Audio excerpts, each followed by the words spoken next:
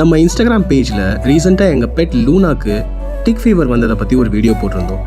அந்த வீடியோக்கு நீங்கள் எல்லாரும் கொடுத்த சப்போர்ட், அட்வைசஸ், விஷஸ் எல்லாம் பார்க்கும்போது ரொம்பவே சந்தோஷமாக இருந்ததுங்க. அதுக்காக ஃபர்ஸ்ட் ஒரு பெரிய தேங்க்ஸுங்க. உங்களோட சப்போர்ட்லேயும் டாக்டர்ஸோட கரெக்டான ஹெல்ப்லேயும் லூனா இப்போ ஃபுல்லாக ரெக்கவர் ஆகிட்டா. அந்த வீடியோவில் கமெண்ட் செக்ஷனில் நிறைய பேர் கேட்ட ஒரு கொஷின் என்னென்னா, ஸ்ட்ரே பப்பீஸ்க்கும் இந்த மாதிரி இன்ஃபெக்ஷன்ஸ்லாம் வருமே, அப்போ அவங்களுக்குலாம் இந்த மாதிரி எதுவும் வராதா அப்படின்னு கேட்டிருந்தீங்க.